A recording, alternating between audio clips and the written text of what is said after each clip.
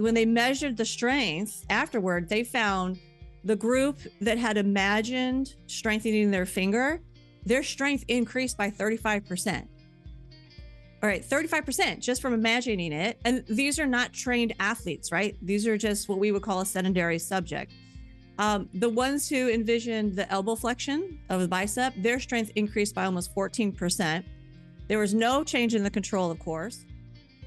Hello, everybody. Welcome to another episode of Beyond Labels podcast with yours truly, Joel Salatin, the farmer, and our favorite researcher, Dr. Sina McCullough.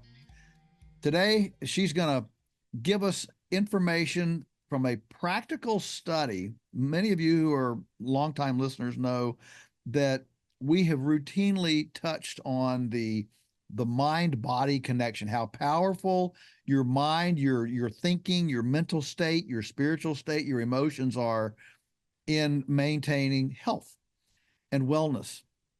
And Sina has uncovered a fascinating study that puts, shall we say, arms and legs, hands and feet on this idea as a practical matter to not only affirm this, but also give us a chance to where each of us can actually step in to the profound implications of literally wrapping our heads around our body. So, is that fair? I don't know. I don't know if I'll literally wrap my head around my body, but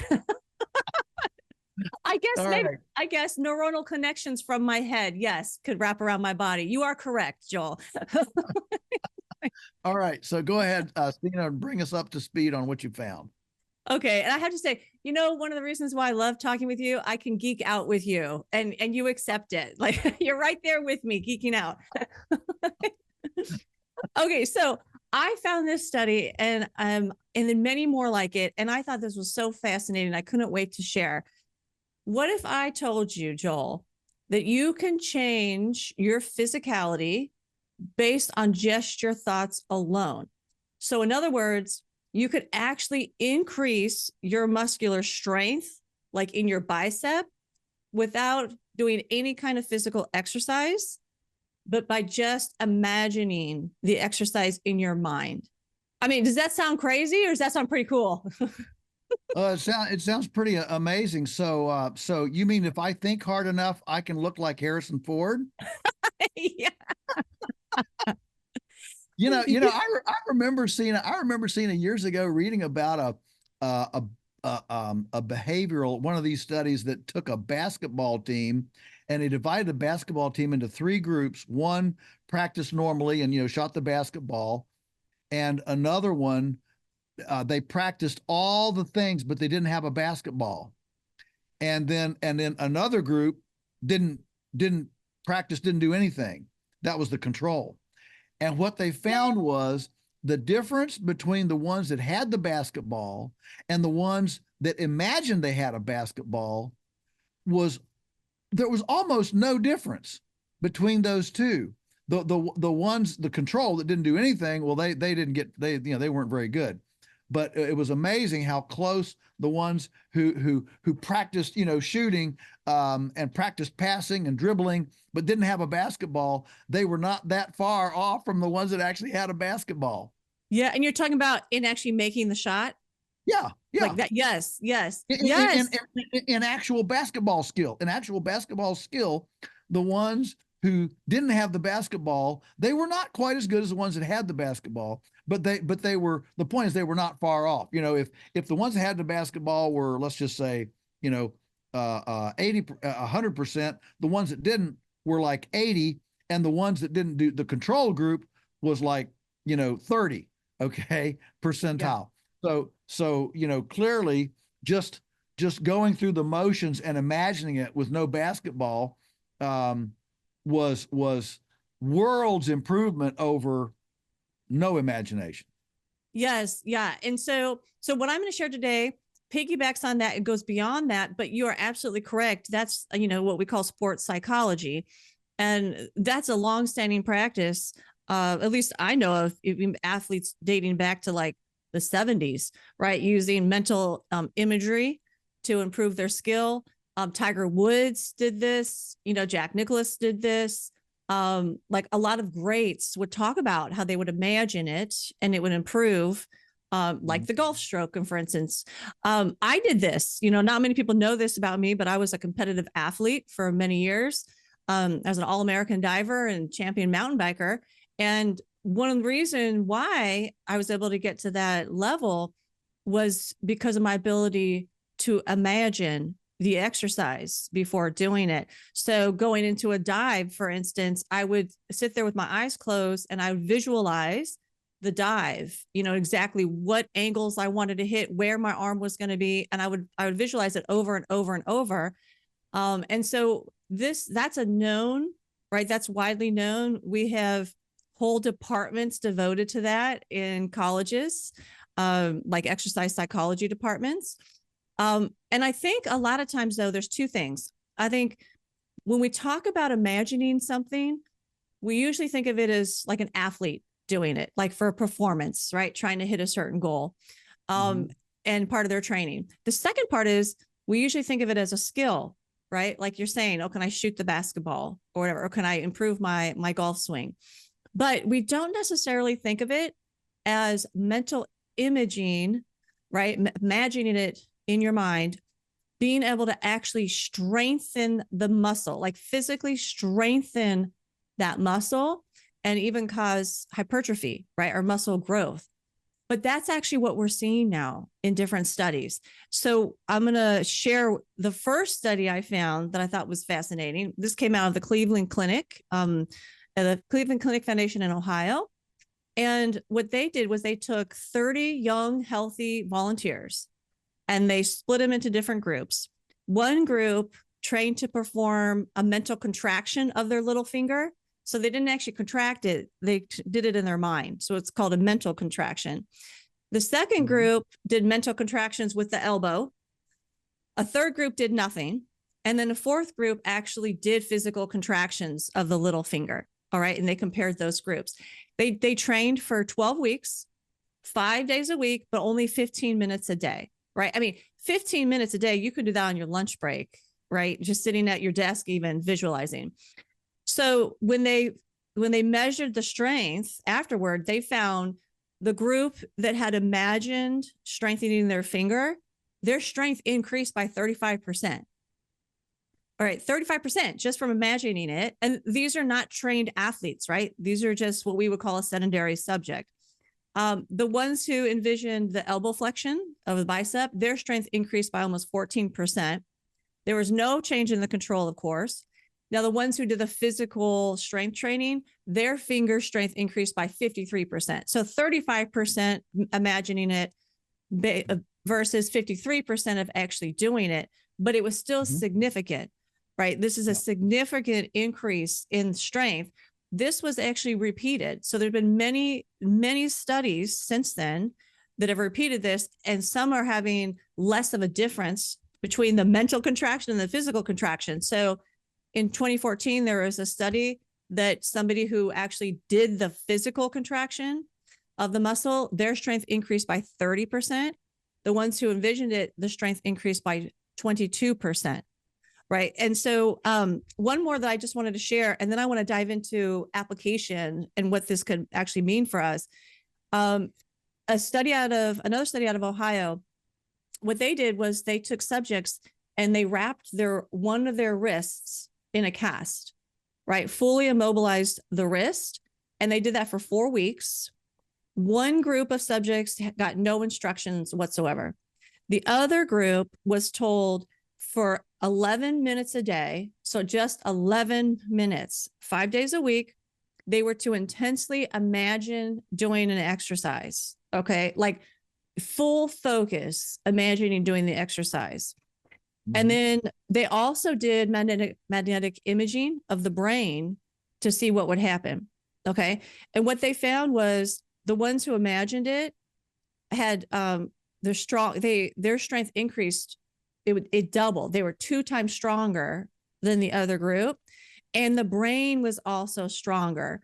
So the mental exercise strengthened the muscles in the wrist, and it also strengthened the neuronal pathways. So they made new neuronal connections in the brain. And so the study authors concluded this: what our study suggests is that imagery exercises can be a valuable tool to prevent or slow down muscle from becoming weaker when a health problem limits or restricts a person's mobility. Right? This information may fundamentally change how we think about muscle weakness in the elderly. So I think this is fascinating because there's so many different applications here. One, like they said, is we tend to have this thought in our minds that as we age, we get weaker, right? We go through what's called hypertrophy. We lose muscle mass. And that actually doesn't have to be the case, right? Even if, like they're saying, even if you're in a cast, right? Even if you suffered like a stroke, right? Or some kind of acute injury. If you're chronically sick, like, how I was so sick, I couldn't get off the floor, right? If you're too fatigued, too weak to actually exercise, maybe your balance is off. And so it's difficult for you to exercise.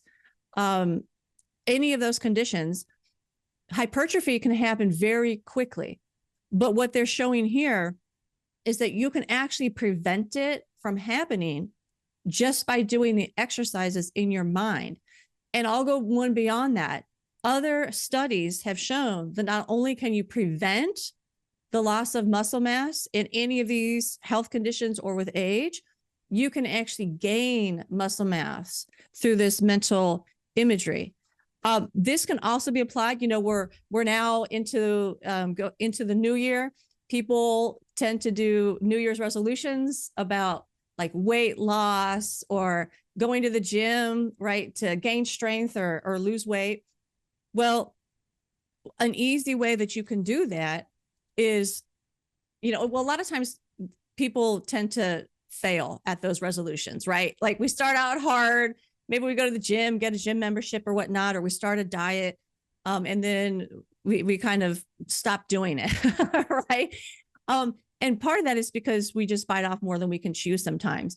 And so one solution to that is if you want to try to find something that is sustainable, right? Something that's sustainable, you can do small bouts at a time, and you can start with even the mental side of it, just visualizing yourself doing the exercise, because you do improve strength when you do that, which actually, because muscle is so metabolically active, it will actually help you to lose weight. And also when you visualize things, what studies have shown is that you can decrease food cravings even.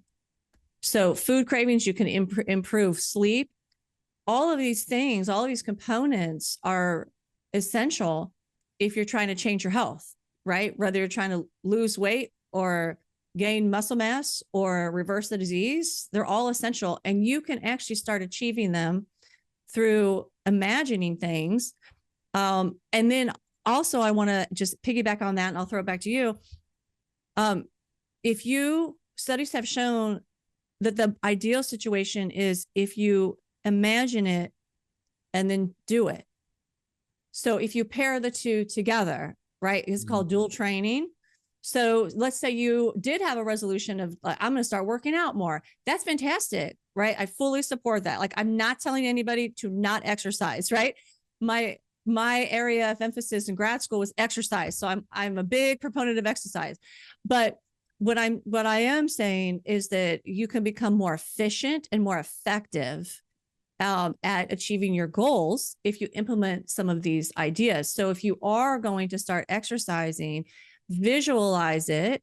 And then as you're doing the exercise, you actually visualize the muscles, right? Like if you're doing squats and say you want to tone your butt, right? Common thing for a girl. You actually visualize the muscles activating and becoming stronger, and you visualize what you want it to look like. You visualize your end goal. And most of us are very tactile creatures. So touch is very important. So when I trained as an athlete and when I train now, it's just like the busy mom, I actually touch the muscle group that I'm trying to activate, that I'm trying to improve. So if I'm doing squats, I'm touching my legs, right? I'm imagining the muscles contracting and I'm touching the legs. all of this has been shown through studies to actually make your workout more efficient and more effective. So there's all kinds of things you can do to help yourself achieve different goals, no matter what it is, weight loss, muscle mass, food craving, disease reversal, better sleep, whatever it is on your list. Integrating visualization is going to help you achieve it faster and more effectively.